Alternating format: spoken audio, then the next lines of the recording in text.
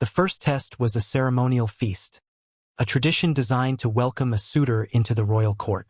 Ilara had chosen it deliberately, knowing the complexity of Zalari customs would overwhelm even the most well-prepared outsider. Ethan Voss was no exception. He stood at the long banquet table, shoulders squared, his silver-plated armor exchanged for a formal dark tunic embroidered with the royal crest. The air smelled of rich spices, roasted meats, and delicacies foreign to human palates. Ilara watched with quiet amusement as he studied the elegantly plated dishes before him. "Why do I feel like this is more of a challenge than a welcome?" Ethan murmured, voice low enough for only her to hear. She lifted a goblet to her lips, concealing a smirk. "Perhaps because it is." A Zalari noble, Lord Kalos, raised his glass in a formal toast. "To the human suitor, may his fortitude be as strong as his people claim."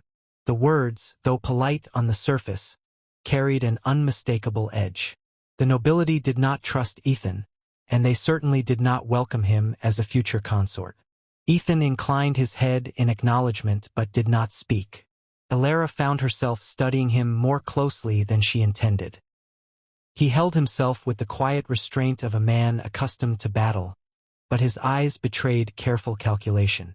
The first dish was presented Searath roe, a delicacy known for its pungent aroma and sharp taste. Ethan took a measured bite, his expression unreadable. The nobles watched with barely concealed amusement. Ilara leaned closer. "Not to your liking?" He swallowed and met her gaze. "It's unique." For the first time that evening, she laughed. It was a small, fleeting sound, but it caught her off guard. Ethan tilted his head slightly, as if committing the moment to memory.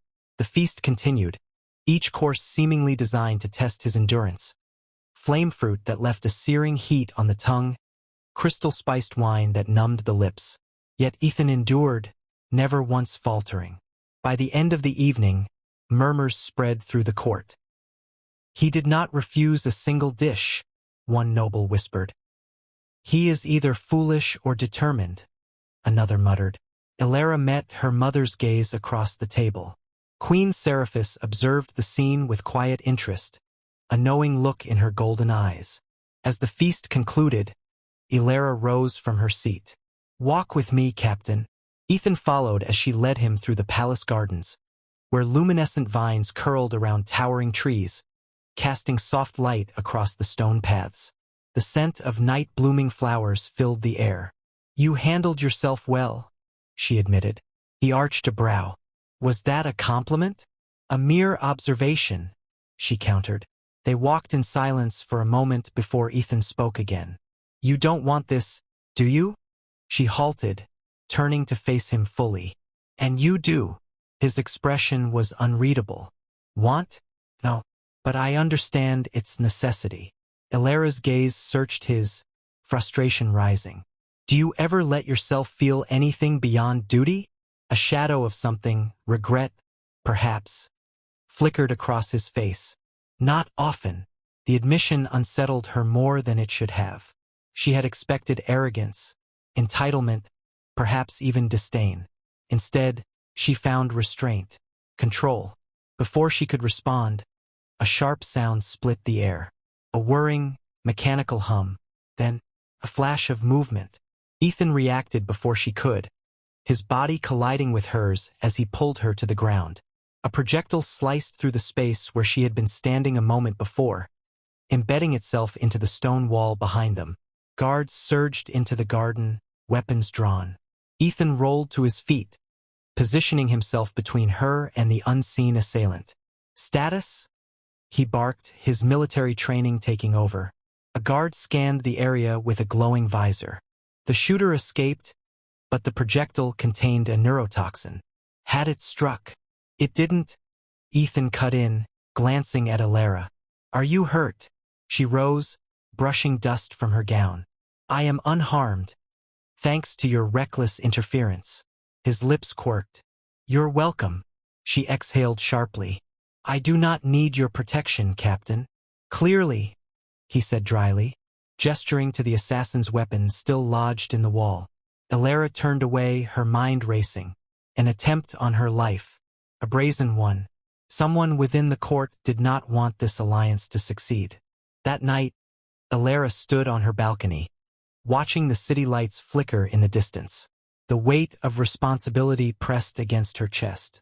The war had already cost them too much. Another cycle of bloodshed would only ensure more loss. Ethan's voice broke the silence. You should have more guards posted. She didn't turn. You assume I fear death. I assume you value your people enough to stay alive for them. Elara closed her eyes briefly before facing him. Whoever ordered the attack will not stop with one attempt. Ethan nodded. Then we find them before they try again. She studied him in the dim light, the silver edges of his tunic catching the glow from the city. You are not like the others I have encountered, she admitted. And you are not what I expected, he replied. A beat of silence passed between them. Very well, Captain, she said at last. Let us uncover the traitors within my court. Together. For the first time since this arrangement had been proposed, Elara felt something she hadn't expected. Hope.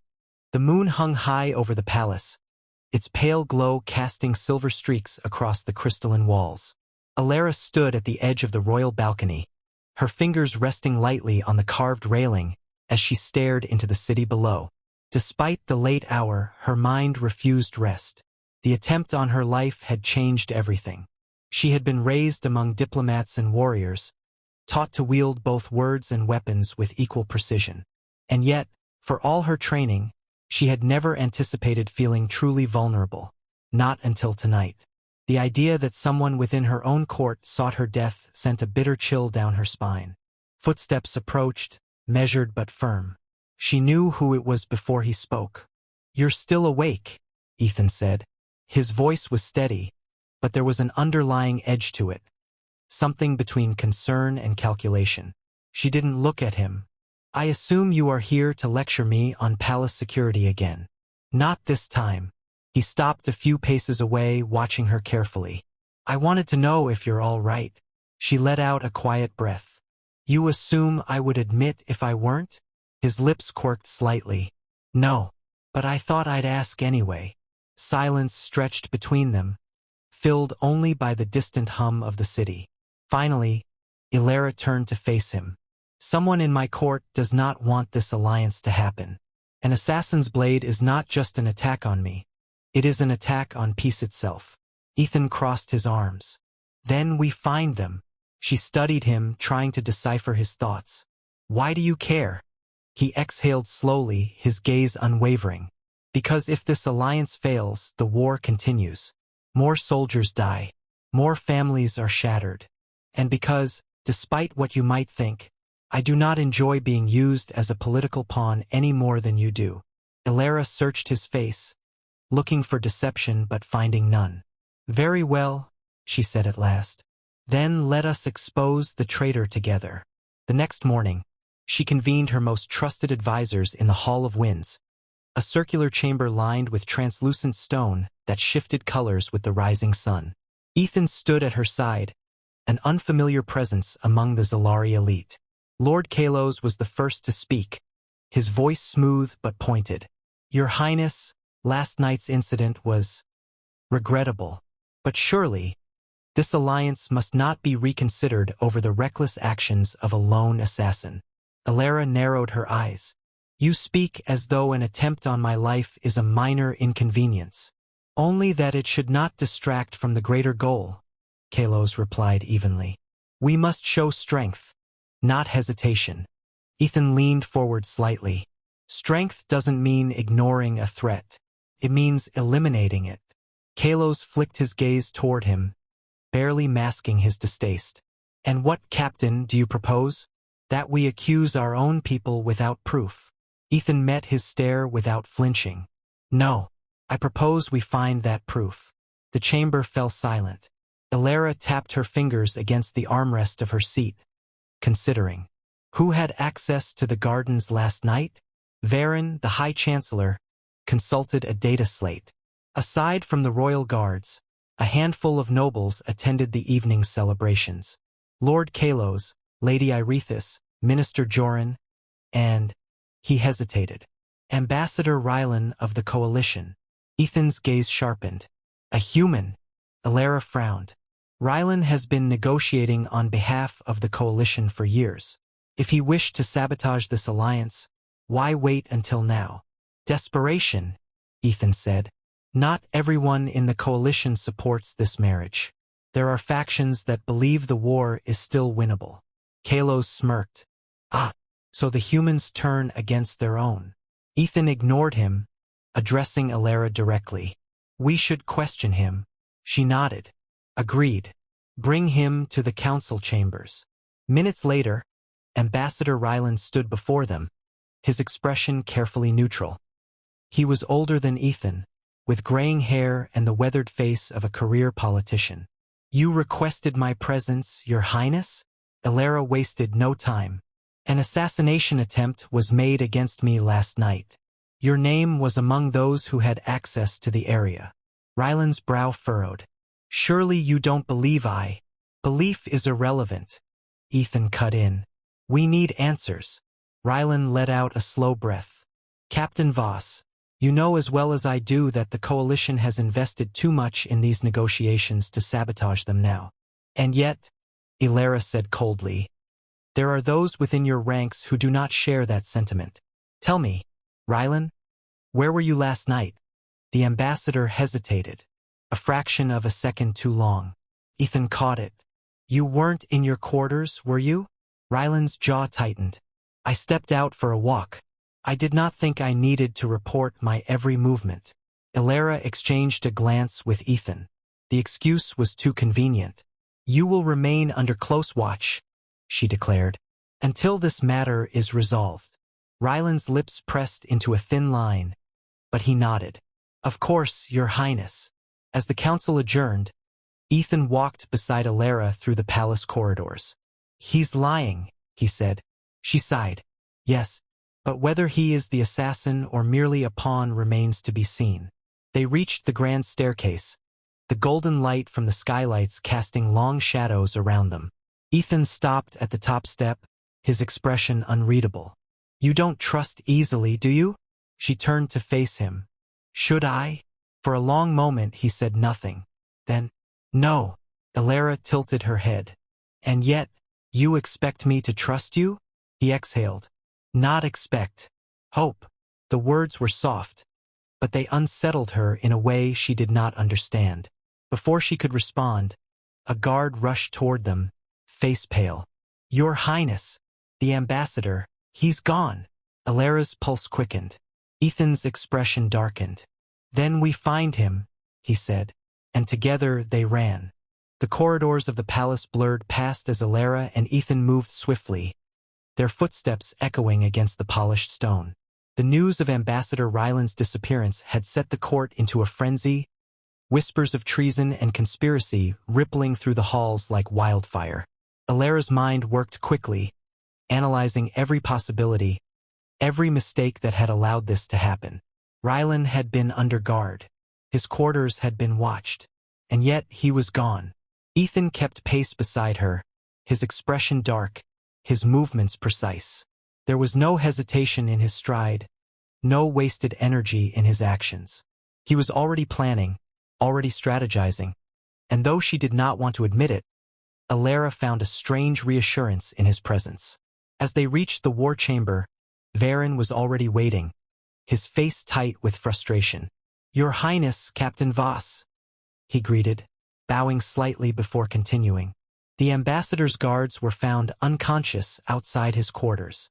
No sign of forced entry, no alarms triggered. Whoever took him, or helped him escape, knew exactly what they were doing. Ethan crossed his arms, his jaw tightening. That means inside help. Ilara exhaled sharply. As we suspected. The question is, did Rylan run because he was guilty, or because he knew something that made him a target? Kalos, who had been silent until now, scoffed. Does it matter? He's gone. That alone is a betrayal. Ethan shot him a sharp look. If someone wanted him gone, then we've just lost our best lead. We can't assume guilt without proof. Ilara ignored their bickering, focusing on the reports before her. Were there any sightings? Anything at all. Varen hesitated. One of the sentries reported movement near the East Transport Bay. A ship departed unauthorized shortly after. Ethan straightened. That's our lead. Ilara's eyes narrowed. Then we follow it. Within minutes, they were aboard a pursuit vessel, cutting through the planet's atmosphere in the direction of the fleeing ship. Ilara sat in the co-pilot's seat, watching as Ethan worked the controls with practiced ease. She had seen many pilots, some reckless, some too cautious, but Ethan handled the craft with an effortless precision that spoke of years in battle. She studied him for a moment. You seem determined to save a man who may have betrayed us. Ethan didn't look away from the controls. I'm determined to find the truth. If we act on assumption, we're no better than the ones trying to kill you. His words struck deeper than she expected. The ship's scanner beeped, locking onto their target. The fleeing vessel was just ahead, weaving through a stretch of jagged asteroid fields. Whoever was piloting it was skilled, but Ethan was better. Hold on, he muttered before cutting the thrusters sharply, swinging the ship through the debris field with calculated precision. Ilara braced herself as they closed the distance. Targeting engines, she called out, locking onto the ship's propulsion system. Ethan pressed the firing controls. A burst of energy struck true, and the ship lurched violently before spiraling into a controlled descent. They followed it down to the barren surface of an uninhabited moon. The moment they landed, Ilara was out of her seat, weapon drawn, Ethan at her side. The downed ship's hatch hissed open, and a figure stumbled out, Rylan. His face was pale, his breathing ragged. He raised his hands. Wait, don't shoot. Ilara stepped forward. Explain yourself. Now. Rylan swallowed hard. I didn't run from you. I ran for my life. There's someone inside your court who doesn't want the truth exposed. Ethan's grip on his weapon tightened. Then start talking. Rylan exhaled. The assassination attempt, it wasn't about stopping the alliance. It was about ensuring war continued. There are those who profit from conflict, who thrive on chaos. They needed this peace to fail. Ilara's blood ran cold. Who? Rylan hesitated. Kalos. Ethan tensed beside her. Ilara's mind raced. It made sense. Kalos had been one of the most vocal against the treaty, his disdain for humans barely concealed. But treason? Rylan continued. He's been working with rogue factions, supplying them with intelligence, ensuring that neither side ever truly wins. He orchestrated the attack on you, but when I found evidence, real evidence, he realized I was a liability. That's why I had to run. Ilara's hands curled into fists. Do you have proof? Rylan nodded weakly. Encrypted files. I downloaded them before I escaped. Ethan exchanged a glance with Ilara. Then we bring him in. The return to the palace was swift, their course set with unshakable purpose. Ilara felt her pulse pounding, her fury barely contained. She had trusted Kalos, had considered him an advisor. And yet, he had sought to plunge her world into war for his own gain. As they stormed into the council chamber, Kalos stood at the far end, speaking with a group of nobles. When he saw them, his expression shifted, but not to fear, to calculation. You return so soon, Your Highness, he said smoothly. Ilara lifted her chin. Spare me your deception, Kalos. I know the truth. The room fell silent. The nobles shifted uneasily. Kalos tilted his head. Truth, Your Highness? Such an elusive concept. Ethan stepped forward, his voice sharp as steel. Rylan has the evidence. Your communications with rogue factions. Your orders to sabotage the treaty. For the first time, Kalos's mask slipped. A flicker of tension in his jaw. A flicker of realization that the game was over. And then he moved. A hidden blade flashed from his sleeve as he lunged toward Ilara. But Ethan was faster. In one swift motion, he intercepted, twisting Kalos's wrist and forcing the blade from his grip. With a sharp strike, he drove the traitor to his knees, locking his arms behind him. Guards rushed forward, seizing Kalos as he struggled. Ilara stepped closer, staring down at the man who had betrayed her. You would have condemned thousands to death for your own ambition. Kalos sneered. Peace is an illusion. Someone will always seek war. She met his gaze without flinching. Then let them try. But you will not live to see it. She turned away as the guards dragged him from the chamber. The war was over before it had begun. And for the first time in weeks, she allowed herself to breathe. Ethan stood beside her, silent. She looked at him. You saved my life. Again. He held her gaze. I suppose that makes us even. A pause. Then, not quite, she said, and for the first time she smiled. The dawn cast golden light across the palace spires, illuminating the aftermath of Kalos's betrayal. Ilara stood on the grand terrace, gazing out at the horizon where the twin suns began their slow ascent. The air was crisp, carrying the scent of the flowering gardens below, but the weight in her chest had not lifted. The traitor had been exposed, yet the scars of his treachery ran deep. Trust, once broken, did not mend easily. Footsteps approached, steady and familiar. She didn't need to turn to know who it was.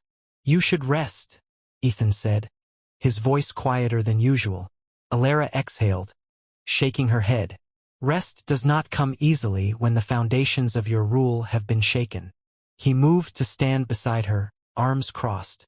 You did what needed to be done. She glanced at him, searching his face. Did I? The alliance stands, but only because we caught the enemy in time. What if we hadn't? How many more are waiting in the shadows, biding their time? Ethan was silent for a moment before answering. There will always be threats, but you're still here, and as long as you are, you'll face them. That's what matters. She studied him, noting the quiet certainty in his voice. He spoke not as a soldier following orders, but as someone who understood the burdens of leadership. Rylan has agreed to remain as an envoy, she said at last. He will ensure the coalition remains committed to the treaty, but there will be opposition. Even with Kalos gone, not everyone supports this peace. Ethan nodded. Then we watch. We prepare. He hesitated, then added, and you don't have to do it alone. Ilara turned fully to face him, the wind catching the edges of her ceremonial robes. There was something unreadable in his expression, something deeper than duty. She felt it too, an unspoken understanding between them, forged in the fires of conflict. Tell me, Captain Voss, she said, a slight edge to her tone. Is your loyalty to the coalition or to me? His gaze didn't waver. I pledged my loyalty to this alliance. A pause. But that doesn't mean I don't care about the person leading it. Ilara felt the weight of his words settle between them. She should have dismissed them, should have reminded him of the political nature of their arrangement. And yet, she found herself unwilling to. The moment stretched, charged with something neither of them was quite ready to name. Then, from beyond the terrace, the city bells rang. A summons to the throne room. The world was waiting. The future was uncertain.